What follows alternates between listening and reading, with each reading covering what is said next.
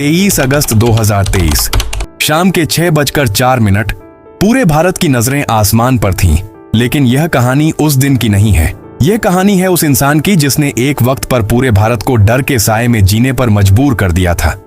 एक ऐसा नाम जिसे सुनकर पुलिस भी सतर्क हो जाती थी और अंडरवर्ल्ड झुक जाता था। उसका नाम था दाऊद इब्राहिम।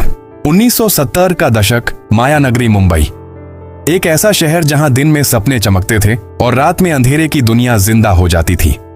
इसी शहर में रहते थे बॉम्बे पुलिस के एक ईमानदार हेड कांस्टेबल इब्राहिम कासकर, एक ऐसा पुलिस वाला जिसने अपनी पूरी जिंदगी में अपनी वर्दी को बेदाग रखा। लेकिन उसी घर में उनका बेटा दाऊद धीरे धीरे गलत रास्ते की तरफ बढ़ रहा था। उसे पढ़ाई में कोई दिलचस्पी नहीं थी, बल्कि उसकी नजरें हमेशा उन लोगों पर रहती थीं जिनके पास पैसा, पावर और डर था। डोंगरी की तंग गलियों में ही दाऊद की असली शुरुआत हुई।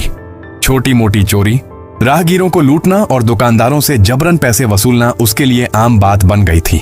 उस समय मुंबई के अंडरवर्ल्ड पर 3 बड़े नामों का राज था, हाजी मस्तान, करीम लाला और यूसुफ पटेल। दाऊद ने भी इसी दुनिया में कदम रखते हुए करीम लाला के गैंग में एंट्री ले ली। शुरुआत में वह सिर्फ एक छोटा सा सदस्य था, लेकिन उसकी सोच बड़ी थी। वह हर चीज को ध्यान से देखता, सीखता और समझता था। कैसे पुलिस को मैनेज किया जाता है, कैसे पैसे को घुमाया जाता है और कैसे डर पैदा किया जाता है। एक दिन एक बड़ी घटना ने दाऊद की जिंदगी की दिशा ही बदल दी। सोने की एक बड़ी कंसाइनमेंट पकड़ी गई और फिरौती वसूलने की जिम्मेदारी दाऊद को दी गई। जब उसके हाथ में RS2 लाख की रकम आई तो उसके अंदर का लालच जाग उठा। उसने उस पैसे का बड़ा हिस्सा खुद रख लिया और बाकी का हिस्सा गैंग को दे दिया। लेकिन सच्चाई ज्यादा देर तक छिपी नहीं रह सकी। जब यह बात सामने आई तो उसे सबके सामने बुरी तरह पीटा गया और गैंग से बाहर निकाल दिया गया। उस दिन दाऊद ने एक बड़ा फैसला लिया। अब वह किसी के लिए काम नहीं करेगा, बल्कि खुद अपना साम्राज्य बनाएगा। यहीं से शुरू हुई डी कंपनी की कहानी। अपने भाइयों के साथ मिलकर दाऊद ने एक ऐसा नेटवर्क तैयार किया जो सिर्फ स्मगलिंग तक सीमित नहीं था, बल्कि एक संगठित अपराध साम्राज्य बनता जा रहा था। मुंबई की सड़कों पर अब रोज खून बहने लगा था। दाऊद और पठान गैंग के बीच की दुश्मनी लगातार बढ़ती जा रही थी। 1981 में एक ऐसी घटना हुई जिसने दाऊद को पूरी तरह बदल दिया। दादर के एक पेट्रोल पंप पर उसके बड़े भाई साबिर इब्राहिम को गोलियों से भून दिया गया। उस रात दाऊद ने अपने भाई की लाश देखी और उसके अंदर का इंसान हमेशा के लिए खत्म हो गया। अब उसके लिए सिर्फ एक ही चीज बची थी, बदला। इसके बावजूद दाऊद के खिलाफ कई केस होने के बावजूद वह खुलेआम घूम रहा था। उसे सजा भी हो चुकी थी, लेकिन फिर भी वह आजाद था। इसकी सबसे बड़ी वजह थी सिस्टम की कमजोरी। पैसा, पावर और डर, इन तीनों ने कानून को झुका दिया था। दाऊद ने समझ लिया था कि इस सिस्टम को कैसे अपने फायदे के लिए इस्तेमाल किया जा सकता है। 1985 तक हालात ऐसे हो गए कि दाऊद को भारत छोड़कर भागना पड़ा। वह दुबई पहुंच गया, लेकिन वहां जाकर भी उसने अपना खेल बंद नहीं किया, बल्कि उसने अपने नेटवर्क को और मजबूत कर लिया।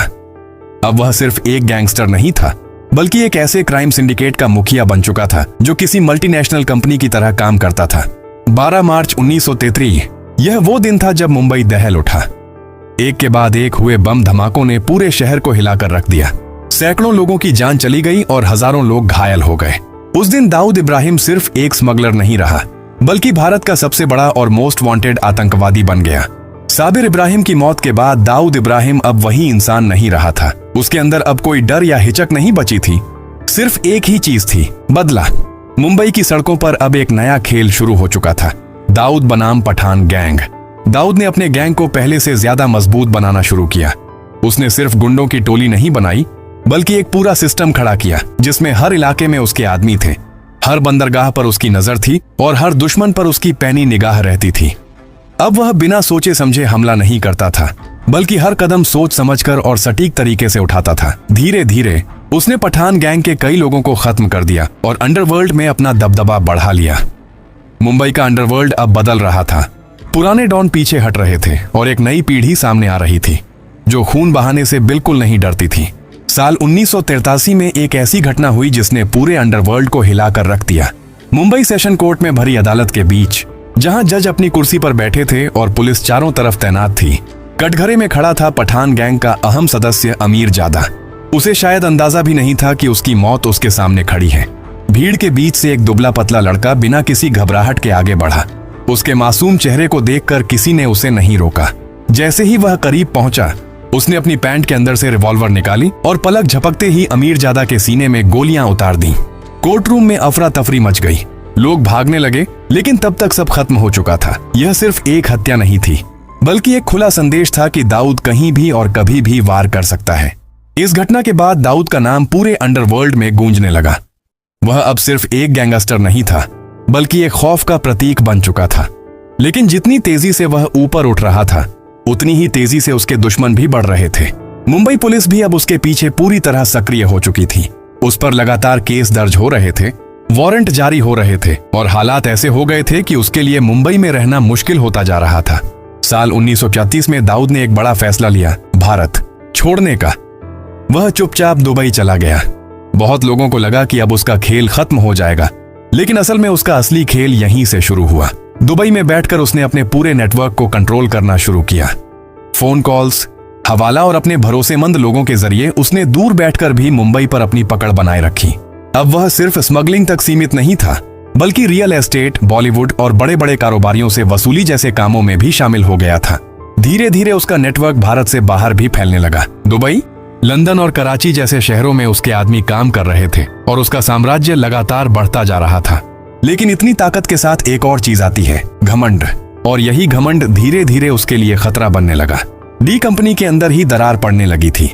उसके कुछ पुराने साथी अब उससे असंतुष्ट थे और उन्हें लगने लगा था कि दाऊद अब सिर्फ अपने फायदे के लिए काम कर रहा है। यहीं से एक नई दुश्मनी जन्म ले रही थी, जो आगे चलकर पूरे अंडरवर्ल्ड को दो हिस्सों में बांट देने वाली थी। लेकिन उससे पहले एक ऐसा हादसा होने वाला था जिसने सिर्फ मुंबई ही नहीं बल्कि पूरे भारत को हिलाकर रख दिया। 12 मार्च 1933 से, एक ऐसा दिन जिसे इतिहास कभी नहीं भूल सकता। और यहीं से शुरू होने वाला था उस कहानी का सबसे खतरनाक अध्याय। 12 मार्च 1933, मुंबई का वो काला दिन जिसने पूरे देश को हिलाकर रख दिया। दोपहर का वक्त था और शहर अपनी रफ्तार में दौड़ रहा था, लेकिन किसी को अंदाजा नहीं था कि अगले कुछ घंटों में सब कुछ बदलने वाला है। एक के बाद एक धमाके होने शुरू हुए। Bombay stock exchange, Air India building, Zaveri Bazaar, century बाजार, हर जगह सिर्फ धुआं, चीखें और तबाही का मंजर था। कुछ ही मिनटों में मुंबई एक जंग के मैदान में बदल चुकी थी। 250 से ज्यादा बेगुनाह लोगों की जान चली गई और हजारों लोग घायल हो गए। यह सिर्फ एक हमला नहीं था, बल्कि भारत के दिल पर सीधा वार था। इन धमाकों के पीछे नाम सामने आया, दाऊद इब्राहिम। वही दाऊद जो कभी एक छोटा स्मगलर था, अब भारत का सबसे बड़ा और मोस्ट वांटेड आतंकवादी बन चुका था। उसने अपने नेटवर्क और अंतर्राष्ट्रीय कनेक्शंस का इस्तेमाल करते हुए इस हमले को अंजाम दिया था। इस घटना के बाद भारत की खुफिया एजेंसियां और पुलिस पूरी तरह सक्रिय हो गईं। दाऊद को पकड़ने के लिए हर संभव कोशिश शुरू कर दी गई, लेकिन तब तक वह दुबई से निकलकर पाकिस्तान पहुंच चुका था, जहां उसे सुरक्षा और संरक्षण मिल गया। इन धमाकों के बाद डी कंपनी के अंदर भी दरार साफ नजर आने लगी। दाऊद के करीबी साथी छोटा राजन ने उसका साथ छोड़ दिया। उसे लगा कि दाऊद ने देश के खिलाफ जाकर एक ऐसी लाइन पार कर दी है जिसे कभी माफ नहीं किया जा सकता। इसके बाद अंडरवर्ल्ड दो हिस्सों में बंट गया। एक तरफ दाऊद और उसकी डी कंपनी और दूसरी तरफ छोटा राजन और उसके लोग। दोनों के बीच दुश्मनी इतनी बढ़ गई कि दुनिया के अलग अलग हिस्सों में एक दूसरे के लोगों को निशाना बनाया जाने लगा। इसके बावजूद दाऊद का साम्राज्य खत्म नहीं हुआ। दुबई और फिर कराची में बैठकर उसने अपने नेटवर्क को और फैलाया। ड्रग्स, हथियार, रियल एस्टेट, हवाला और फिल्म इंडस्ट्री तक उसका पैसा पहुंच चुका था। कहा जाता है कि उसका सालाना कारोबार हजारों करोड़ तक पहुंच चुका था। वह अब सिर्फ एक अपराधी नहीं था, बल्कि एक इंटरनेशनल क्राइम सिंडिकेट का सरगना बन चुका था, जो कई देशों में फैला हुआ था। लेकिन वक्त के साथ एक सच हमेशा सामने आता है, अपराध का अंत कभी अच्छा नहीं होता। आज दाऊद इब्राहिम एक ऐसे इंसान के रूप में जाना जाता है जो अपने ही देश से भागकर छिपने पर मजबूर है। उसके पास पैसा है, ताकत है, लेकिन वह आजाद नहीं है। वह हमेशा सुरक्षा के घेरे में रहता है, हर पल डर के साथ जीता है और अपने ही अतीत से भागता रहता है। दाऊद इब्राहिम की पूरी कहानी हमें यही सिखाती है कि गलत रास्ता चाहे शुरुआत में कितना भी आसान और फायदेमंद क्यों न लगे, उसका अंत हमेशा बुरा होता है। एक ईमानदार पुलिस वाले का बेटा जिसने गलत फैसलों की वजह से अपनी जिंदगी ही नहीं बल्कि हजारों बेगुनाह लोगों की जिंदगी भी बर्बाद कर दी। यह कहानी सिर्फ एक गैंगस्टर की नहीं, बल्कि उस सोच की है जो इंसान को धीरे धीरे अंधेरे में धकेल देती है और फिर वापस आने का कोई रास्ता नहीं छोड़ती। दाऊद इब्राहिम की कहानी हमें यही सिखाती है कि गलत रास्ता चाहे कितना भी आसान क्यों न लगे, उसका अंजाम हमेशा खतरनाक होता है। अगर आपको यह वीडियो पसंद आया हो तो इसे लाइक करें, शेयर करें और चैनल को सब्सक्राइब करना ना भूलें। मैं मिलता हूं आपसे अगली कहानी में। तब तक के लिए जय हिंद।